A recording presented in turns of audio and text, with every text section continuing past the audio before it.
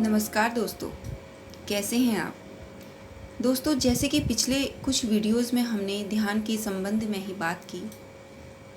अगर किन्हीं कारणोंवश आप वह वीडियोस नहीं देख पाए तो डिस्क्रिप्शन बॉक्स में सारे लिंक आपको मिल जाएंगे।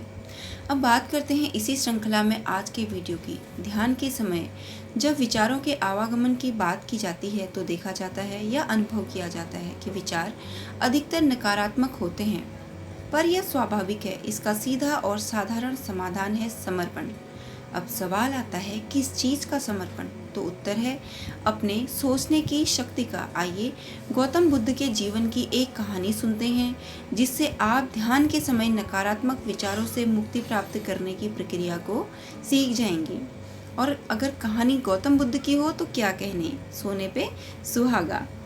एक बार बुद्ध अपने शिष्यों के साथ किसी जंगल के रास्ते कहीं जा रहे थे और समय था दोपहर का। कुछ आगे बढ़े तो महात्मा बुद्ध को प्यास लगी। उन्होंने आनंद से कहा कि प्यास लगी है। उस जगह से 1 मील पीछे एक नदी थी। तो उन्होंने कहा, अभी हम जो नदी छोड़ आए हैं जिसे हमने देखा था वहां से पानी ले आओ। आनंद 1 मील की दूरी तय करके वहां पहुंचा, पर क्या देखता है कि पानी गंदा है। शायद कोई बड़ा दल कुछ समय पूर्व ही वहां से गुजरा था।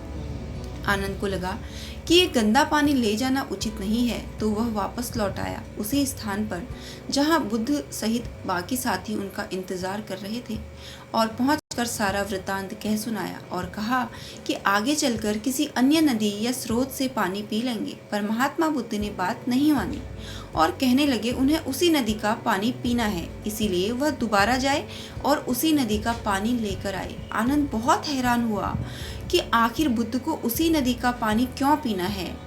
उसे प्रश्न पूछना उचित नहीं लगा और वह फिर से उसी नदी की तरफ चला गया। अब वहां पहुंचा तो देखा नदी का पानी पहले से थोड़ा साफ था। धूल, पत्ते, कीचड़ और कई अन्य चीजें धीरे धीरे नीचे बैठ रही थी। पानी की गंदगी पीछे से आने वाला पानी अपने साथ बहाकर ले जा रहा था। आनंद सब शांत भाव से देखने लगा और कुछ देर वहां बैठा रहा। देखते ही देखते नदी का पानी एकदम स्वच्छ हो गया। आनंद ने पीने के लिए पानी भरा और वापस महात्मा बुद्ध के पास जा पहुंचा। सबने पानी पिया। तब महात्मा बुद्ध ने आनंद से पूछा, तुम तो कह रहे थे कि पानी पीने लायक नहीं है, तो यह पानी इतना स्वच्छ कैसे? आनंद उत्तर में कहते हैं, भगवान, वह तो पहली बार में गंदा था, बाद में साफ हो गया। बुद्ध फिर प्रश्न करते हैं, तो तुमने पानी साफ कैसे किया? क्या तुम पानी में गंदगी को हटाने लगे थे या फिर पानी में जाकर लड़ाई की? ऐसा क्या किया तुमने कि पानी साफ हो गया?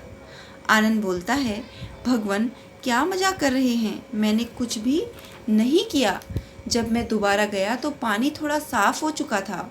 कुछ क्षण बैठकर प्रतीक्षा की तो पानी एकदम स्वच्छ हो गया। तो बुद्ध बोले, यही तुम्हारी शिक्षा है आनंद, इसे ग्रहण करो।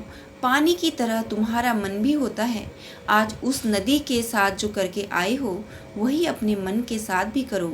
अगर तुम अपने मन में आए नकारात्मक विचारों के साथ छेड़छाड़ करोगे तो वे सदा ही तुम्हारे मन में बने रहेंगे और तुम्हें गलत कार्यों की तरफ प्रेरित करेंगे। पर अगर नकारात्मक विचारों की तरफ अपने मन को शांत रखोगे तो वे विचार अपने आप चले जाएंगे। ये विचार भी मन रूपी नदी की तरह हैं। अगर इसमें गलत विचारों के कीचड़ सामने आते हैं तो उनकी उपेक्षा करो, उन पर अपना ध्यान केंद्रित मत करो। नकारात्मक विचार अपने आप चले जाएंगे। आनंद अब समझ चुका था कि क्यों बुद्ध ने उसे वापस भेजा। कुछ देर विश्राम करके वे आगे बढ़ गए। दोस्तों, इसी प्रकार हम भी अपने अहंकार को त्याग कर बुरे विचारों से दूरी बनाएंगे तो अपने आप अच्छे विचारों का प्रसारण होगा। अनावश्यक और नकारात्मक विचारों से छुटकारा पाने का यही सबसे सरल और सुखद माध्यम है। तो आइए ध्यान के समय अब से हम भी इन बातों पर अमल करेंगे। और दोस्तों, ध्यान में उतरने का ये एक अच्छा माध्यम भी है। जैसे कि मैंने पहले भी कहा था, विचारों से जंग यानी कि विचारों को दमन करने की आप कोशिश मत करिए, क्योंकि आप जंग करने का प्रयास करेंगे तो और विचार आने शुरू हो जाएंगे। इसीलिए जैसे आनंद ने उस पानी की गंदगी को नीचे बैठते हुए देखा शांत भाव से, बस ऐसा ही करना है। आज बस इतना ही। वीडियो पसंद आए तो शेयर एंड सब्सक्राइब कीजिए।